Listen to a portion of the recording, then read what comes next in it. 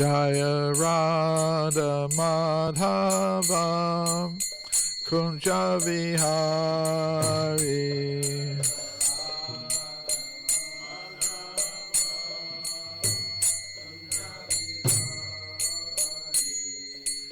Gopi Jana Vallabha Giridharadhari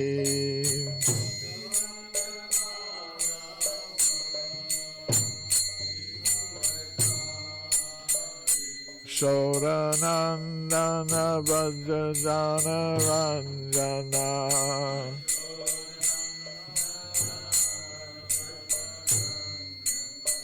Yamuna Tira Vanachari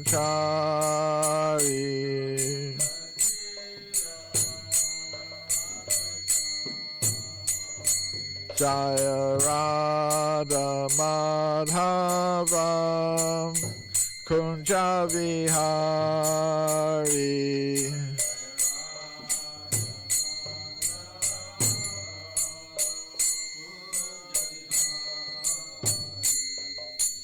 Gopi Jana Vallabha Giridharadhari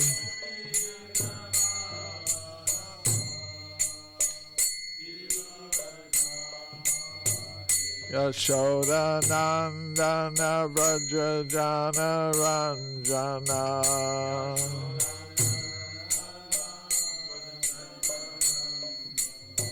Yamuna Tira Vanachari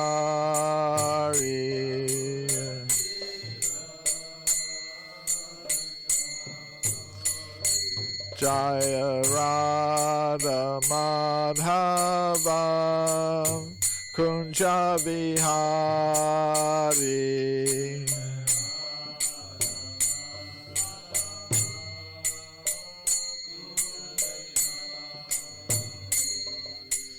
Gopi Jana Vallabha Giridharadhari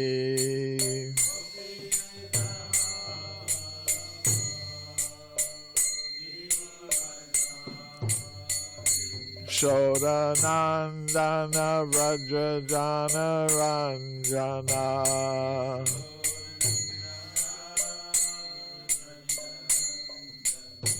Yamuna Tira Vanachari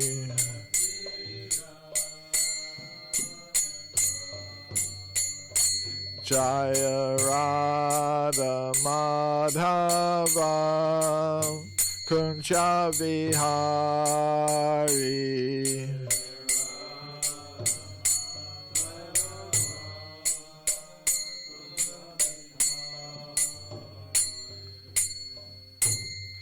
Jayam Vishnupad Paramahamsa Parvajakacharya Astar Sata Sri Srimad His Divine Grace A.C. Bhaktivedanta Swami Prabhupada Ki Jai Ananta Koti Vaishnavrinda Ki Jai ISKCON Founder Acharya Srila Prabhupada Ki Jai Grantharaj Srimad Bhagavatam Ki Jai Gaur Premananda. All glories to the assembled devotees. All glories to Sri Sri Guru and Gauranga. Glories to Srila Prabhupada.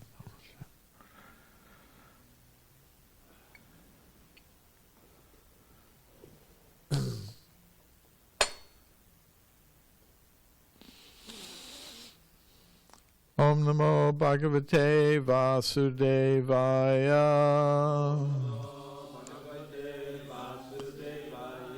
Om Namo Bhagavate Vasudevaya.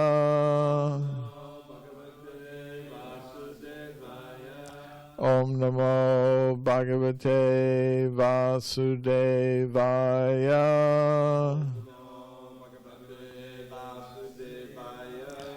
Srimad Bhagavatam, Canto 4, Chapter 12, Dhruva Maharaj goes back to Godhead.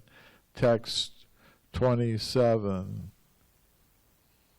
Etad vimana pravaram uttama shloka malina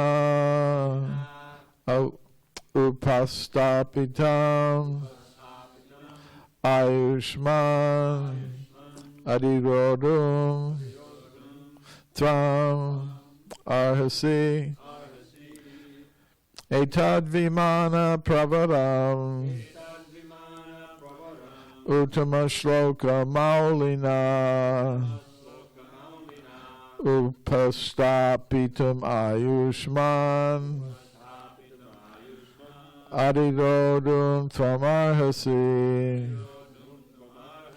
etad vimana pravaram uttama shloka maulina upastapitam ayushman adirodum tvamarhasi etad vimana pravaram uttama shloka maulina upastapitam ayushman adirodum tvamarhasi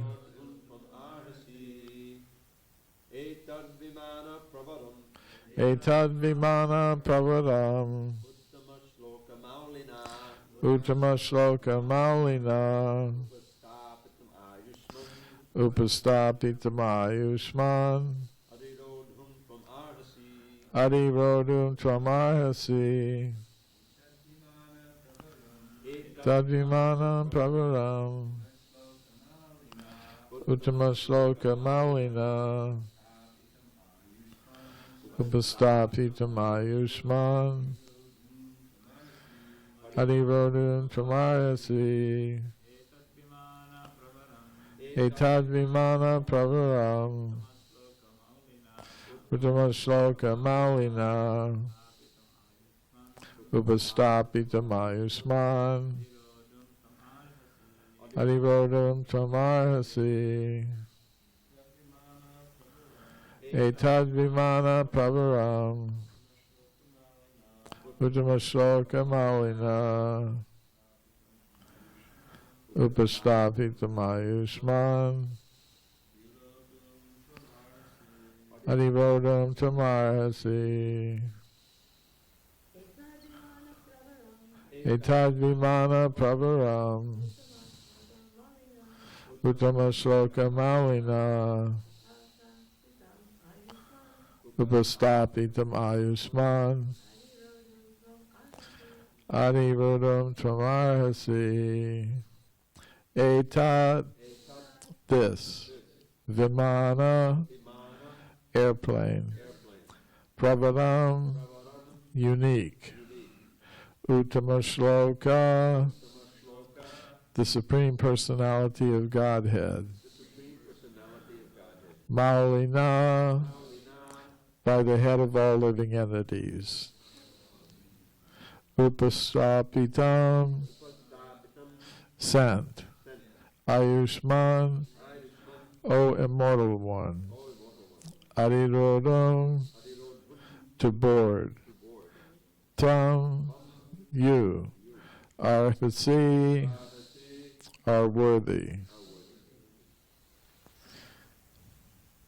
Translation and purport by His Divine Grace A.C. Bhaktivedanta Swami Prabhupada. Translation. O immortal one, this unique airplane has been sent by the Supreme Personality of Godhead, who is worshipped by selected prayers and who is the chief of all living entities. You are quite worthy to board such a plane. Purport. According to astronomical calculation, along with the pole star, there is another star which is called Shishumara, where Lord Vishnu, who is in charge of the maintenance of this material world, resides. Shishumara, or Dhruvaloka, can never be reached by anyone but the Vaishnavas, as will be described in the following shlokas. The associates of Lord Vishnu brought the special airplane for Dhruva Maharaj and then informed him that Lord Vishnu had especially sent this airplane. The Vaikuntha airplane does not move by mechanical arrangements. There are three processes for moving in outer space. One of the processes is known to modern science. It is called Kapota Vayu. Ka means outer space and Pota means ship. There's a second process there's a second process also called Kapota Vayu. Kapota means pigeon. One can train pigeons to carry one into outer space. The third process is very subtle. It is called Akasha Pashana. This Akasha Patana system is also material. Just as the mind can fly anywhere one likes without mechanical arrangement, so the Akasha Patana airplane can fly at the speed of mind. Beyond this Akasha Patana system is the Vaikuntha process, which is completely spiritual. The airplane sent by Lord Vishnu to carry Dhruva Maharaj to Shishumara was a completely spiritual, transcendental airplane. Material scientists can neither see such vehicles nor imagine how they fly in the air. The material scientist has no information about the spiritual sky, although it is mentioned in the Bhagavad Gita, parastasmat bhavanya. Om Jnana Timirandasya Gyananjana Shalakaya Chakshur Unmilitam Yena Tasmai Shri Gurave Namaha. Shri Krishna Chaitanya Prabhu Nityananda Shri Advaita Gadadhar Shivasari Gaur Bhaktavinda. Hare Krishna Krishna Krishna Hare Hare, Hare Rama Rama Rama Hare Hare.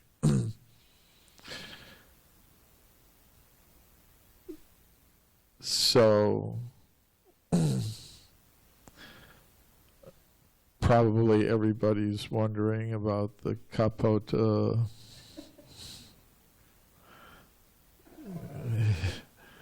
the pigeons, right? I remember once I went to Cambodia to see the Angkor Wat temple. You know, it's a Vishnu temple that was built about 1,000 years ago in Cambodia, you know, which is part of Indochina. You know, so the spread of Indian culture had reached that place, and you know, they built this huge Vishnu temple that's now a United Nations World Heritage Site. And I went to visit it because I wanted to see the carvings on the walls of the temple. You know, because, you know, I'm part of a group of devotees that's responsible for conceptualizing the exhibits that are going to go in the west wing of the Temple of Vedic Planetarium. So I kind of want to see, okay, how thousands of years ago somebody had to conceive of what decorations to put on, you know, the temple, what to exhibit, you know, to the people. And, you know, there are many scenes from the Ramayana and the Mahabharata, and there's one panel about the Ramayana, the pastimes of Lord Ram, that depicts the airship that Rama got from Ravana, who had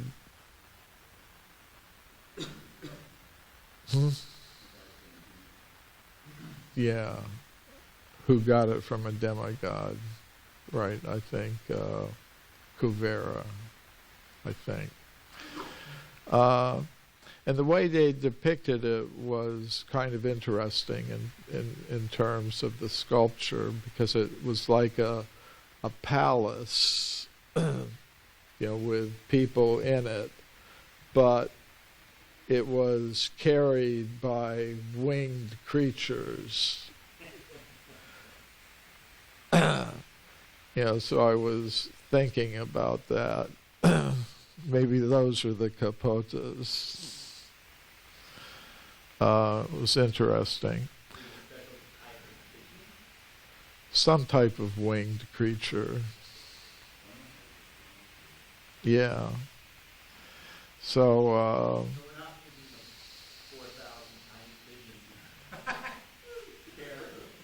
maybe. There were a lot of them, in the depiction. There are many. At the base of the structure, there were a lot of winged, bird-like figures. But I was also kind of wondering where Srila Prabhupada might have gotten this information. So I was looking in the database, for Kapota. And there's one conversation where Srila Prabhupada says,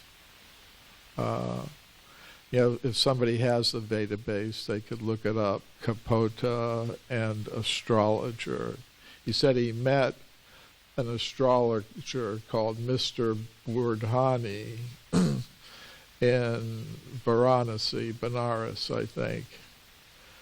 And this astrologer had told Srila Prabhupada, according to this conversation, that the Germans had come before World War II and purchased some books.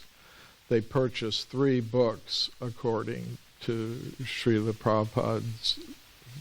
He said he got this information from this astrologer. And one of the books was about Kapota, traveling by spaceship. The other book was about traveling by craft that can move at the speed of the mind. And the other was about this Kapota traveling through outer space with the aid of these pigeons, whatever they are. So that appears to be where Srila Prabhupada got this information. And he said the astrologer told them that the Germans paid 8 lakhs of rupees, 800,000 rupees for these books. So that's as much as I know about this topic. But it's a very interesting topic. Many people out in the world are interested in spaceships, UFOs, and things of that sort. And they find it interesting. Of course, Sadaputta Prabhu wrote a whole book about I mean, it was originally titled Alien Identities, which is the title I gave him, but I think he wanted another title, Parallels. So I think it's been republished under the name Parallels. But it's a whole book about the Vedic descriptions of Vimanas and life forms existing on other planets. So, Srila Prabhupada is also mentioning, there are different kinds of Vimanas, because the universe, the cosmos, according to the Vedic cosmology, is divided into different levels. There's a region dominated by ordinary matter. That's where we find ourselves now. And there are Vimanas that are made of ordinary matter, like the Vimana that King Shalva used to attack the city of Dwarka. It was manufactured by Maya Danava, the engineer of the demons. So King Shalva had gotten from Maya Danava this Vimana made of iron, made of metal. So that's one kind of Vimana, a kind of mechanical sort of arrangement. And then there's the Vimana that was manifested by Kardama Muni with his yogic powers. It was more like one of these mental kinds of flying ships that Srila Prabhupada is referring to, that can move anywhere by the will of the mind and at the speed of mind. So that's another kind. But this Vimana that's coming to pick up, it's kind of like Uber. He's being picked up by this Vimana that's a Vaikuntha Vimana made of spiritual elements, and it's piloted by two residents of Vaikuntha, who inform him that this ship has been sent specifically for him by the Supreme Personality of Godhead. So that's a very special arrangement. Of course, he wasn't taken out of this universe. He was taken to what's called the local Vaikuntha planet that's within this universe. So, Dhruvaloka, it's called now in his honor. So, this material universe is manifested for a specific purpose. Modern scientists just think we live in an accidental universe that just somehow or other came into existence from what they call the quantum mechanical vacuum, which they conceive of as this kind of sea of energy. And they think, somehow or other, some material particle popped out of it and began to expand, and that's our universe. It's a total accident. But according to the Srimadbhagavatam and the other Vedic literatures, this universe is manifested for a specific purpose. It's planned.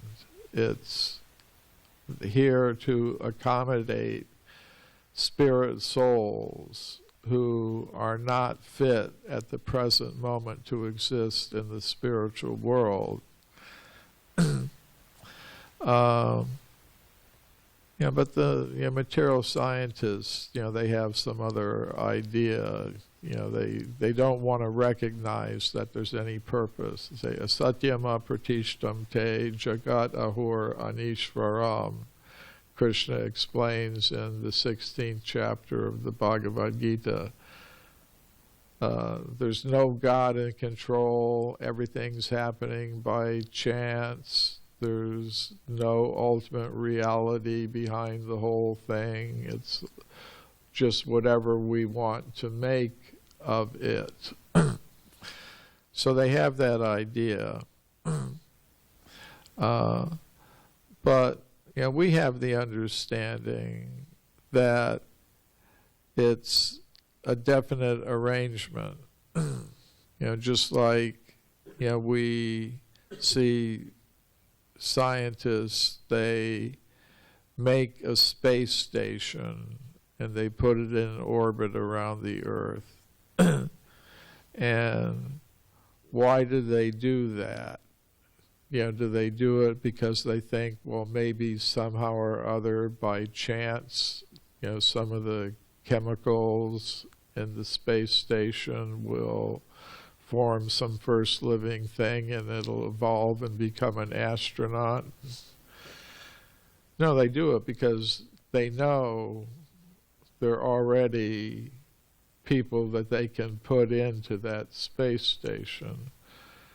So Krishna manifests the universe because he knows there are souls who have exercised their free will in such a way that they're not fit to exist with him in the spiritual world, with his eternal associates. Krishna bahir mukahana bhogavanchakare nikitashta mayatare japatiyatare.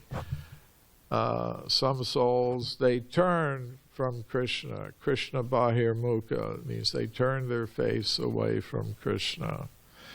And Maya is there to capture such souls. The material energy is there. It's manifested in the form of the material universes. So we have our Swarupa, Jivara Swarupa Hoy, Krishnara Nityadas.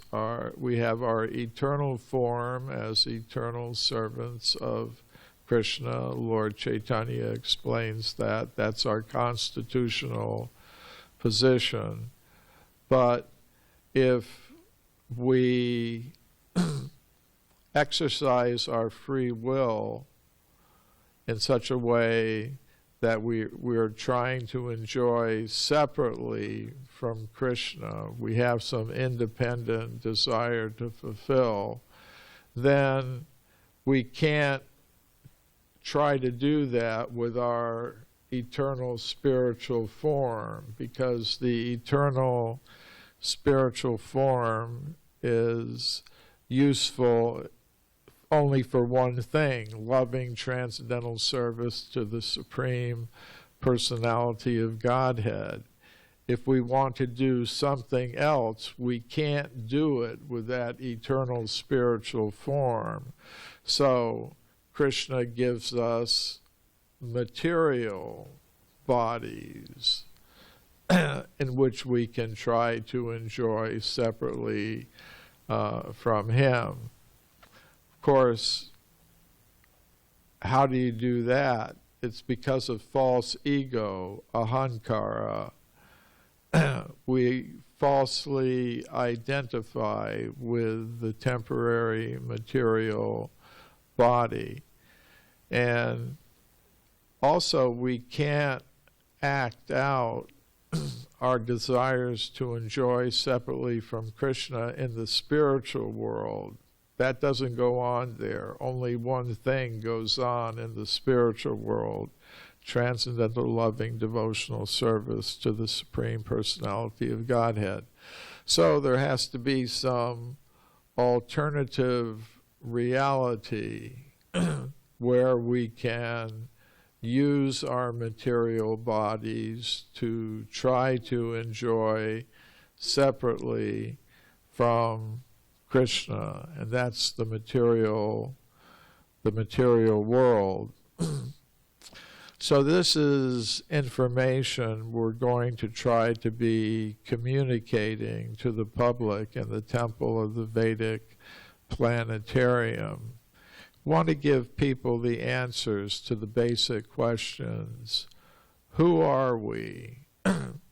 Well, we're eternal spirit souls that now find ourselves in the world of matter. So that answers the question, where are we? We're now in the material world, but where should we be going?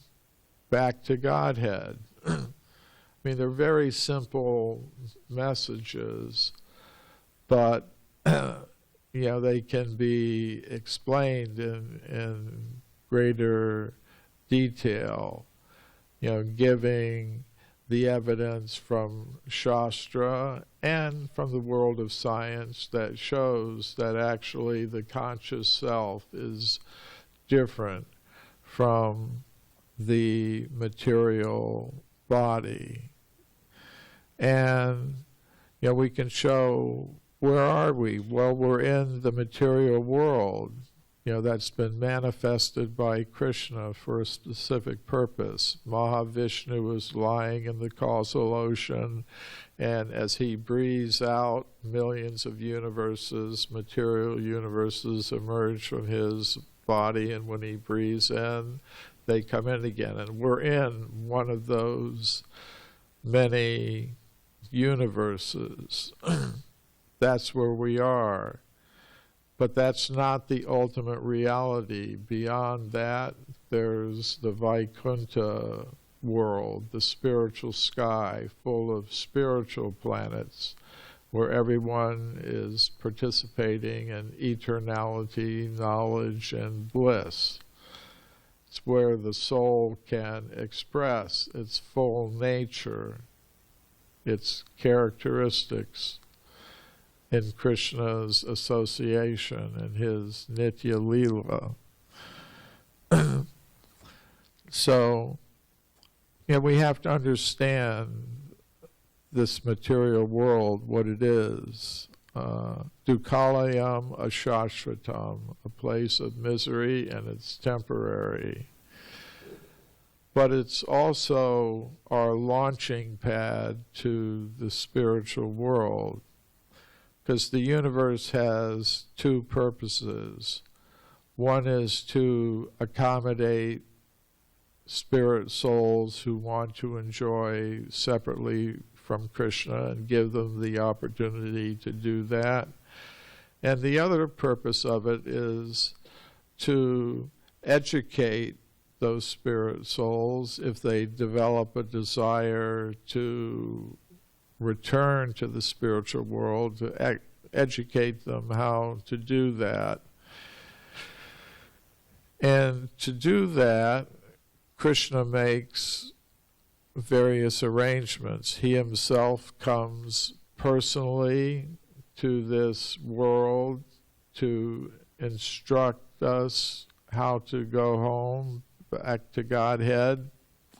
And he also sends teachers, establishes lines of disciplic succession, gives the Vedic literature, the srimadbhagavatam, the Bhagavad Gita, and in that way gives souls the opportunity to return to his association, out of his causeless mercy.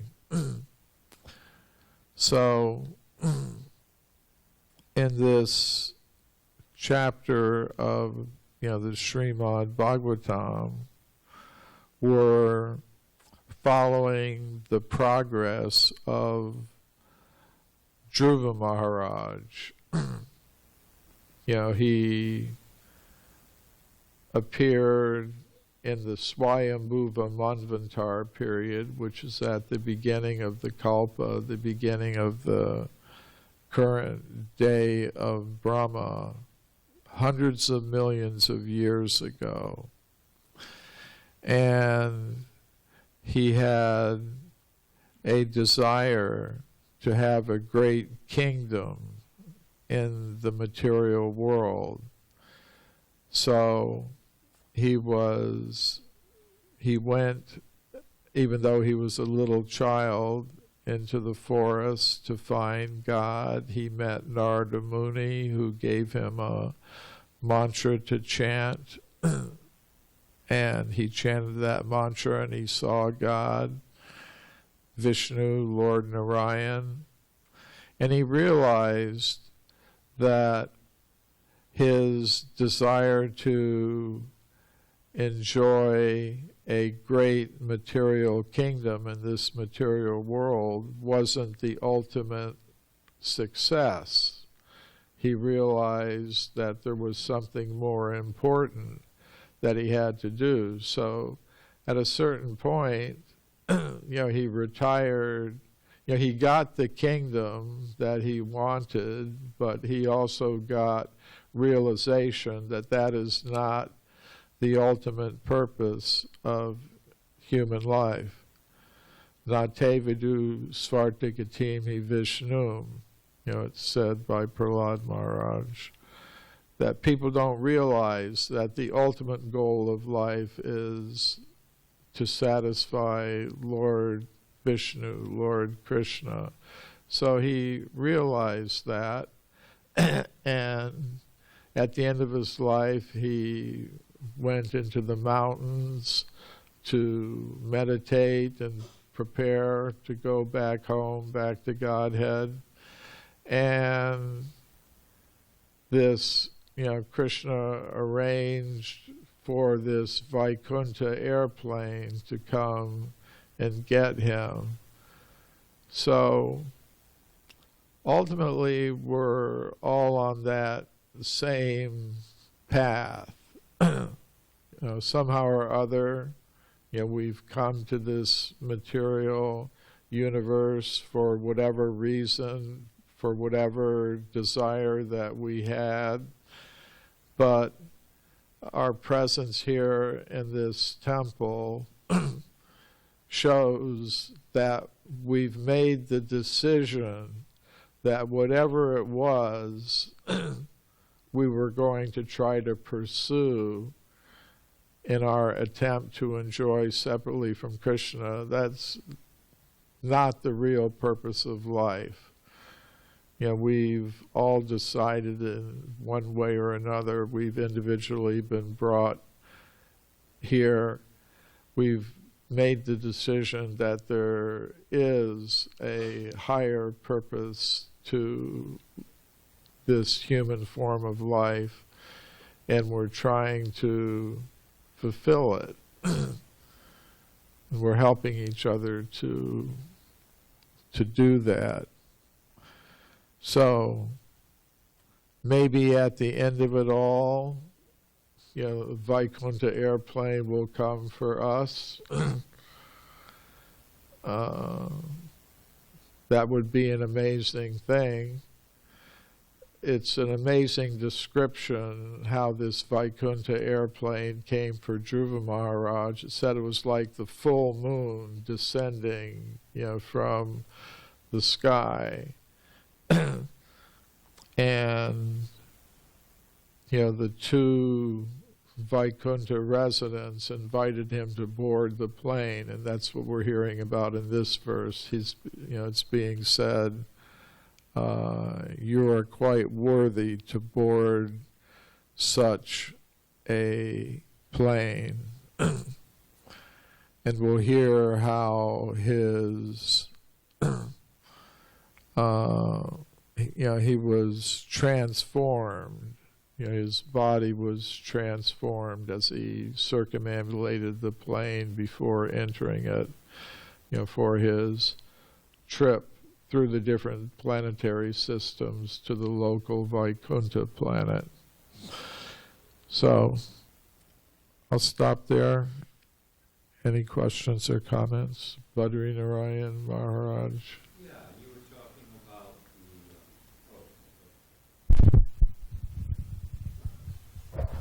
the materialistic view that there's this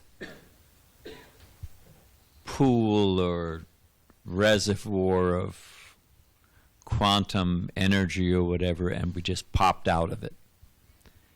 And, our standard answer is like, well, where did the sea of energy come from? Where did this come from? What's the cause of all causes? But we need to be consistent in our logic, one could argue. Just as you say, well, where did Krishna come from? No, he's always existed. Where did the spiritual world come from? Well, it's always existed. Well, if we accept a state that has no beginning, it has always existed, and we accept that as in the spiritual dimension, well, why can't the materialists give the same argument? Hey, there's the material energy that's always existed. It doesn't have a beginning. It's just always existed, and that's the cause of all causes. You follow my question? Yes, I do. And it's actually a step in the right direction, that you realize that there was something before the universe. It had to come from something. It's not coming from nothing. That's a step in the right direction. The worst thing would be proposed, somehow it popped from nothing, which is totally absurd. So at least we're both admitting that there was something that existed before our universe and everything in it came into existence. So I'll explain. In one sense, we also have the same idea that there's a pre-existing energy that exists before the material manifestation takes place, called the pradhan, the unmanifest material energy. And, Krishna arranges that it starts separating into elements that combine together to make up the universe, the bodies in it. That's the Mahatattva, when the pradhan, the unmanifest material energy becomes manifest. So that's actually a good thing. But the problem with not your personally, but your materialistic, scientific idea, is that it doesn't account for the existence of consciousness, for conscious individual personal beings. So our conception of what always existed, Krishna, the supreme conscious eternal entity, offers a better explanation for what we actually observe than your sea of material energy. Is the light from some light, so consciousness has to come from consciousness? Is that what you're saying? They have no good, even in terms of their world of science, they have no explanation of how consciousness came into existence. So yes, we both have some idea of something that existed, was always existing before, that is responsible for what we observe now. But I just propose that our concept of what was always existing is superior, has more explanatory power than your concept of what was always existing before, the universal manifestation. That would be my proposal. No, it's very good. Thank you. Dravida.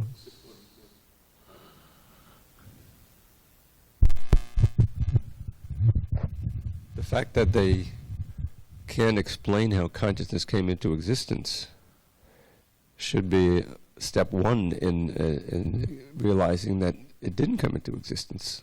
It always existed. That's right. Right? Maybe we can Absolutely. if they make that leap, they're going in the right direction. But everything Yeah. else is derivative, but consciousness is not derivative. And once you get consciousness, then ultimately having relationships and rasas and the whole, if it's the source of all things, then ultimately it has to have that spiritual manifestation. Yeah, there has to be In other words, it starts you down that path, and ultimately once you come to you should say the impersonal consciousness always existed, but to be full and complete, ultimately it has to have an aspect of form and personality. Yes. Yeah, so that's our proposal. It has more explanatory power. That's a very good sentence. It's a more complete explanatory power. Thank you. I have a question. The Bhagavatam, the Lord descends once a day in Burma, and we're hearing about Dhruva Maharaj's perfection of life going back to Dhruva Loka. So the pastimes take place with some slight variation, but generally they're the same. It's the same plot. There may be a little detail here or there that's different. I'm trying to get my brain to understand. Do you think that this, or do you know if this pastime of Dhruva Maharaj repeats itself in another day of Brahma? Like when you specifically said, well, this is the particular kalpa that's, beginning this particular day. I mean, if it had been the beginning of the universe, then we could say the one story, the one person, the one history gets retold the entire creation. But do you have any thoughts on that matter? Is this repeating it? Is this pastime with Dhruva repeating itself? I have to say, well, how would I know anything?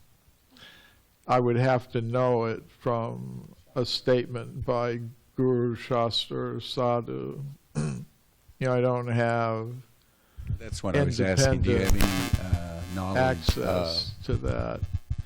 I don't have any direct statement from Guru or Shastra that I could give you that would say definitely that shows that pastime of Dhruva occurs repeatedly in different kalpas.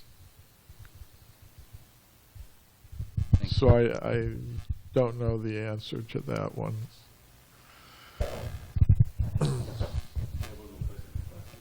Okay.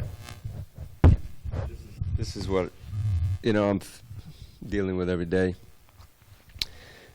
I just searched in the database, if you will, for Dhruva Loka and Polestar, and I've got a bunch of references here, all of which identify Dhruva Loka with the Polestar, except for the purport we just read, which says that along with the Polestar, there's another star called Shishumara, which is now, Prabhupada says this actually is Dhruva Loka, Shishumara or Dhruva Loka. So what do we do with that information? I mean, is the pole star Dhruva Loka or not? He has an answer, but Yeah, well, in this purport it says, according to astronomical calculation, along with the pole star, there is another star which is called Shishumara.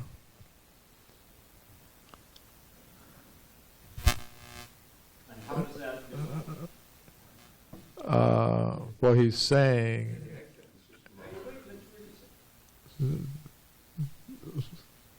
it's a conversation, you know, like we'll all contribute to it.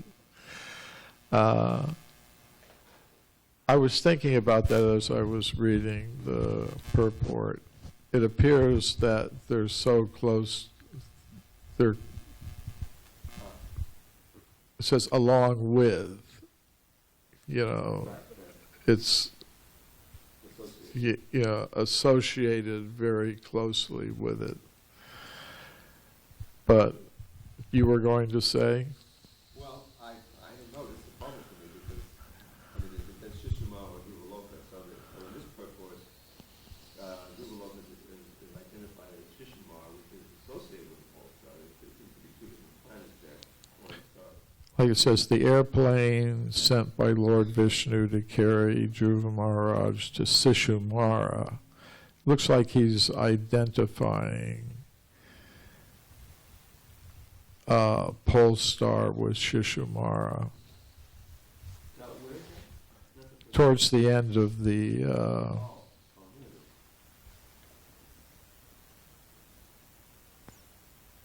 Yeah, but I mean, that Shishuma is not synonymous with the pole star because it's another star. May I? Can I jump in? okay. Yeah, because I just recently read the Shishumar Planetary Systems 523, and so I, listening to the purport, I went to the chapter summary, which makes it very concise. This chapter describes how all the planetary systems take shelter of the pole star Druvaloka. It also describes the totality of these planetary systems to be Shishumar, another expansion of the external body of the Supreme Personality of Godhead. And then it tells how they're all situated in the Shishumar is conceptualized by yogis in the form of a dolphin, and the pole star is at the very tip of it. And then it goes down, just like in the universal form, they describe the different planets at the different levels of the universal body of the Lord. So it does the same thing for Dhruva Loka. Let me ask you this. Are you saying, like if you're in California, then you're automatically in the USA. Mm-hmm. So if you're, the pole star is within this. It's part of it. You Of can say it. Shishumar. You can say it's synonymous with it. It's a part of it. And I would certainly be careful before you try to go changing it, because these names that get used on different planets, like sometimes the spiritual world has been known as Satyaloka.